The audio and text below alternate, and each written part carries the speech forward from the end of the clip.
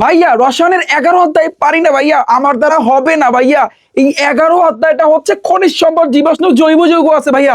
সেই ক্লাস 9 থেকে এই পর্যন্ত ক্লাস 10 আমার সামনে পরীক্ষা, আবার যারা ক্লাস 9-10 এর শিক্ষার্থী আছো ভাইয়া বলতেছো ভাইয়া এত মাথার ভিতরে ঢুকতেছে না ভাইয়া, কেমনে সম্ভব ভাইয়া, কিভাবে পারবো? আমি পুরো বাংলাদেশের সায়েন্সের যত শিক্ষার্থী আছো এবং ভোকেশনাল গ্রুপের যত শিক্ষার্থী আছো, তোমাদের এই 11 অধ্যায় আমি ওপেন চ্যালেঞ্জ দিচ্ছি।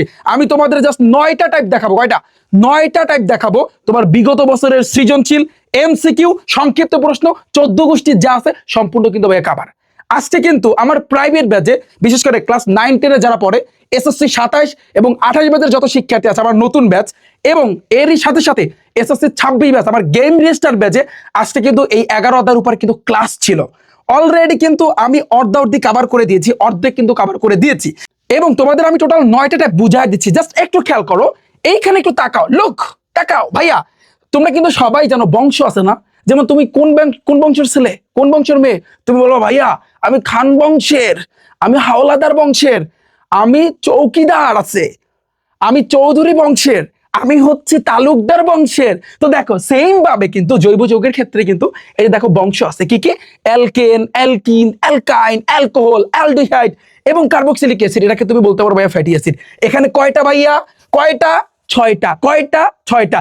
এই 6টা থেকে তুমি কিভাবে অ্যালকেন থেকে অ্যালকিনে যাবা, অ্যালকিন থেকে কিভাবে অ্যালকাইনে যাবা, অ্যালকাইন থেকে অ্যালকোহলে, অ্যালকোহল থেকে অ্যালডিহাইড। এভাবে কিন্তু বিগত বছরের কোশ্চেনগুলো, তুমি একটু বিগত বছরের কোশ্চেনগুলো দেখো, এগুলাই কিন্তু আসে, রাইট? তাহলে এখানে টোটাল 6টার জন্য 6টা টাইপ, বাকি আছে তোমার এক্সট্রা 3টা। তুমি যদি ঠিকঠাক ভাবে শিখতে পারো তোমার কিচ্ছু লাগবে না, তোমার বিগত বছরের সৃজনশীল, এমসিকিউ কাভার।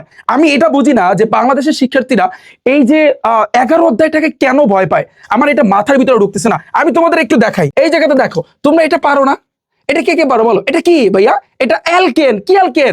দেখো C5H12, তার মানে হচ্ছে কি, এটা হচ্ছে কিন্তু ভাইয়া পেন্টেন। তো এইটা হচ্ছে কিন্তু আণবিক সংকেত, আর এই জিনিসটা কিন্তু গাঠনিক সংকেত। এটাকে এভাবেও লিখতে পারো, অথবা তুমি এভাবেও কিন্তু ভাইয়া লিখতে পারো। আচ্ছা, আমি তারপর তোমাদেরকে দেখা, এগুলো কিন্তু বেসিক, কারণ তুমি এই 11 অধ্যায়টা প্রপারলি তুমি 9টা টাইপ ভাইয়া শিখবা, ঠিক আছে? কিন্তু 9টা টাইপ শেখার আগে তোমার বেসিক জানতে হবে, তোমার বেসিকটা জানতে হবে। আমি জাস্ট তোমাদেরকে আরো একটু দেখাই, সাইক্লিক যৌগ তোমরা সবাই কিন্তু নাম শুনেছো এবং অলরেডি অনেকে কিন্তু পড়ে ফেলেছো। দেখো এই যে সাইক্লিক যৌগ, অনেকে এগুলো চিনতে মানে এত কষ্ট হয়। দেখো একটু দেখাও, দেখো এগুলা, যে এই যে দেখো cyclohexane, cyclooctane, and then cyclobutane, cyclobutene, সাইক্লোভিউটাইন।